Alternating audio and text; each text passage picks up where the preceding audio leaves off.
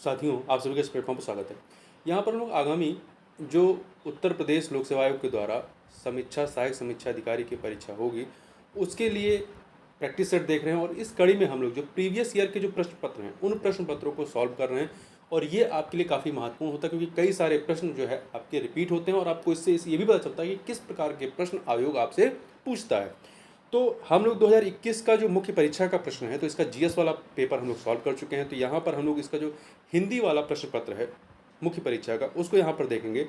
तो हिंदी की जो परीक्षा होती है मुख्य परीक्षा में, इसमें जो हिंदी का पेपर होता है, इसमें 30 प्रश्न पूछे जाते हैं ऑब्जेक्टिव टाइप के। जैसे कि आपके प्री में 60 क्वेश्चन पूछे जाते हैं, तो यहाँ पर आपके 30 प्रश्न पूछे जाते हैं और वो 5 सेक्शन से पूछे जाते हैं।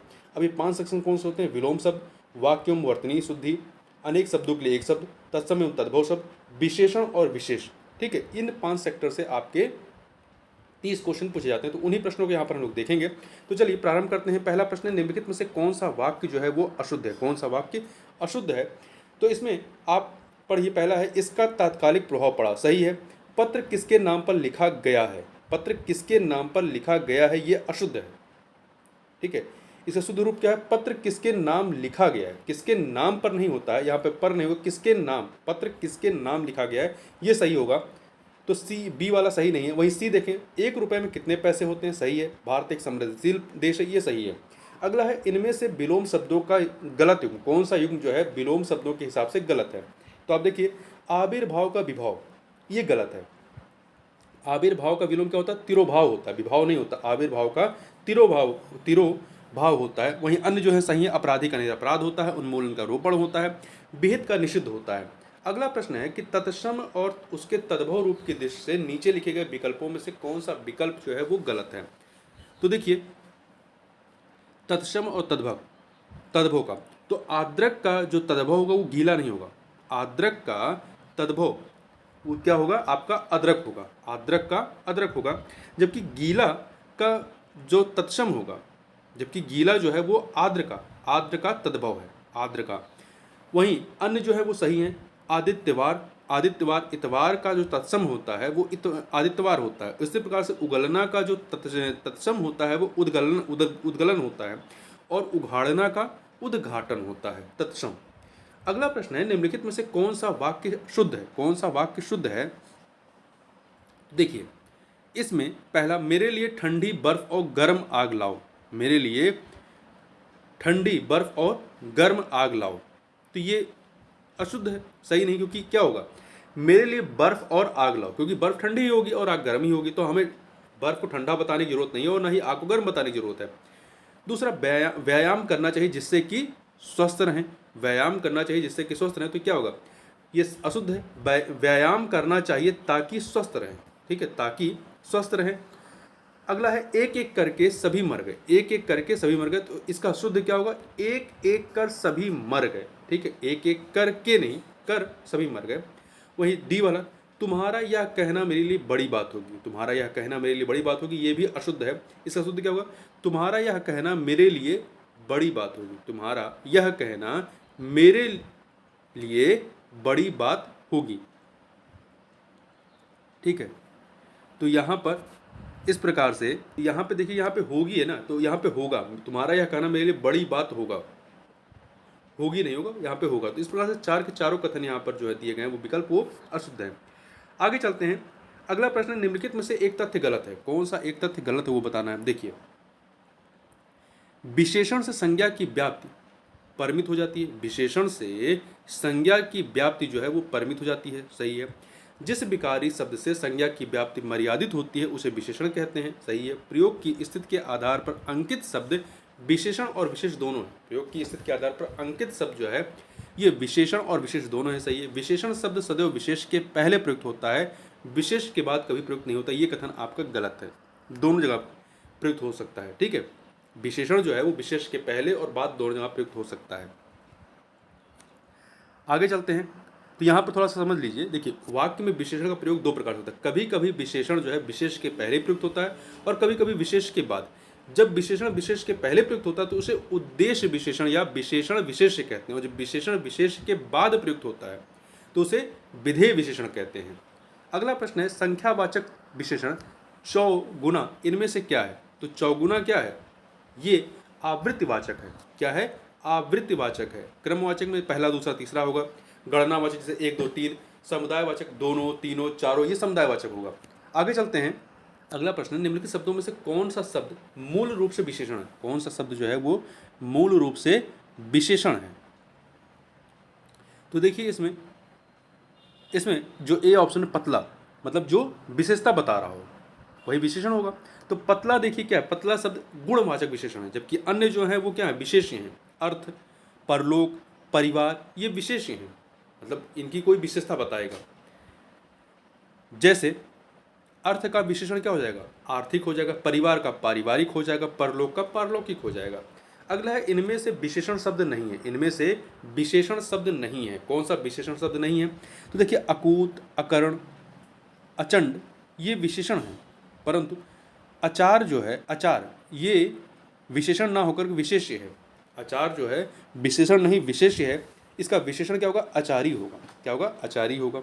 अगला प्रश्न है, अनेक शब्दों के लिए एक शब्द के नीचे लिखे गए विकल्पों में से कौन सा विकल्प गलत है? जंगल की आग को दवानल कहते हैं, समुद्र की आग को बड़वानल कहते हैं, पेट की अग्नि को जठराग्नि कहते हैं, आदि से अंत तक को अनंत नहीं कहते हैं। आदि से अंत तक के लिए एक शब्द होता है आद्योपांत। आद्योपांत होगा। अनंत शब्द जिसका अंत ना हो वो होता है।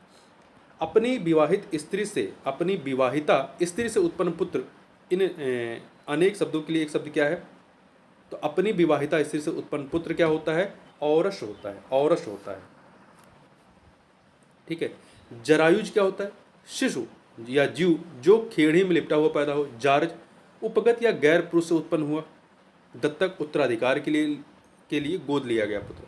अगला है, आवा का तत्सम रूप क्या होगा? आवा का तत्सम क्या होगा? ये तद्भव है, इसका तत्सम अपाक होगा। अपाक। अग्नि जो होता है वो आग का, अग्नि जो है ये आग का तत्सम है। आगे बढ़ते हैं। इनमें से सरल शब्द का विलोम नहीं है। सरल शब्द का विलोम कौन सा नहीं है? तो देखिए सरल का वक्र, कठिन, कुटिल ये सभी होगा, परंतु विरल नहीं होगा। विरल शब्द जो है सघन का विलोम है। तो ए ऑप्शन। अगला है, जो ज्ञात इतिहास के से पहले का हो। जो ज्ञात इतिहास से पहले का उसे क्या कहते हैं? प्रागैतिहासिक कहते हैं। और अनैतिहासिक जो इतिहास संबंधित ना हो, ऐतिहासिक जो इतिहास संबंधित हो। जो अचानक आंखों से ओझल हो गया हो। इन अनेक शब्दों के लिए एक शुद्ध शब्द, मतलब इसके लिए एक शब्द क्या होगा? जो अचानक आंखों से ओझल हो गया हो। अंतर्धान होना। अंतर्धान, ध्यान नहीं, अंतर्धान है। ठीक है। तो इसका स्पेलिंग सही से देखिएगा, क्योंकि कई बार वाक्य शब्द शुद्धि में भी आता है ये। आगे चलते हैं। निम्नलिखित में से विलोम शब्दों का सही युग्म कौन सा है? तो देखिए आग्रह का विग्रह होगा। नहीं, सही पूछा है ना, तो आग्रह का विग्रह नहीं होगा, आग्रह का अनाग्रह होगा। आग्रह का अनाग्रह होगा। गणतंत्र का लोकतंत्र नहीं होगा, गणतंत्र का राजतंत्र होगा। आकीर्ण का विकीर्ण सही है। आकीर्ण का विकीर्ण सही है। थोक का परचून नहीं होगा, थोक का फुटकर होगा। अनुग्रह का विग्रह हो जाएगा। अगला है, निम्नलिखित में से एक अशुद्ध वाक्य कौन सा है? अशुद्ध वाक्य कौन सा है? देखिए पूजास्पद व्यक्ति का सम्मान करना चाहिए। पूजास्पद व्यक्ति का सम्मान करना चाहिए, सही नहीं है। पूजास्पद शब्द की वर्तनी अशुद्ध है। इसका शुद्ध रूप क्या होता है? पूजास्पद। पूजास्पद होता है, तो पूजास्पद व्यक्ति का सम्मान करना चाहिए, तो तब ये सही हो जाएगा। अन्य सभी सही है। दक्षिण भारत के लोग हिंदीतर भाषी हैं। सुरेखा ने गीत की 2-4 कड़ियाँ गाई। अब परीक्षा प्रणाली बदलनी चाहिए। अगला है, उपत्यका। उपत्यका का विलोम शब्द क्या होगा? उपत्यका का विलोम क्या होगा? अधित्यका। अधित्यका होगा। अधित्यका। ठीक है। उपत्यका का विलोम अधित्यका होगा। निम्नलिखित में शुद्ध वर्तनी वाला शब्द कौन सा है? शुद्ध वर्तनी देखिए, सृष्टि जो है आपका इस प्रकार से लिखा जाता है, सृष्टि। ठीक है। टापे छोटी की मात्रा रहता है। अनधिकार, अनधिकार सही लिखा गया है यहाँ पर। अन्य अभियांत्रिक, तो अभ्यांतरिक होता है, आ में आ की मात्रा हो जाता है। समुद्रिक नहीं हो, सामुद्रिक होता है, सा में आ की मात्रा हो जाता है। जो बाएं हाथ से सधा हुआ उसे क्या कहते हैं? उसे सव्यसाची कहते हैं। जो बाएं हाथ से सधा हुआ उसे सव्यसाची कहते हैं।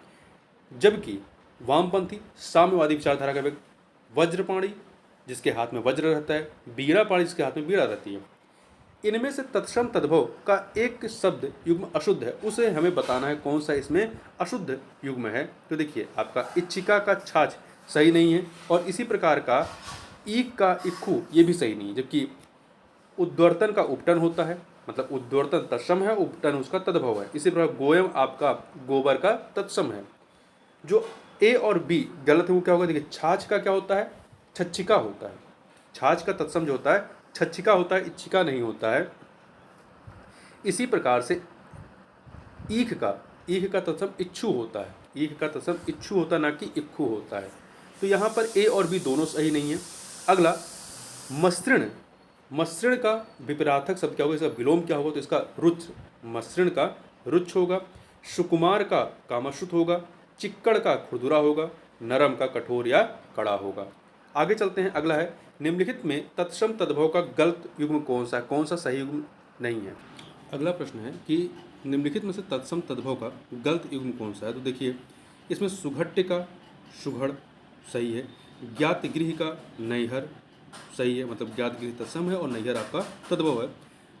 पर्णशालिक का पनसारी सही है, परंतु प्रतिवेशी का मवेशी नहीं होता है। प्रतिवेशी का मवेशी नहीं होता है, ये गलत है। देखिए प्रतिवेशी का तद्भव क्या होता है, पड़ोसी होगा। अगला है मोक्ष पाने की इच्छा करने वाला के लिए एक शब्द क्या होगा, तितृषु। तितृषु जो होता है वो मोक्ष पाने की इच्छा करने वाले कहते हैं। वहीं तितिक्षा क्या होता है, सर्दी गर्मी दुख सुख आदि सहन करने की शक्ति वाला, ये तितिक्षा होता है, तितिक्षा। और तितिक्षु जो होता है ये जिसमें सहनशीलता हो, और मरजीवा मतलब मरकर जीने वाला।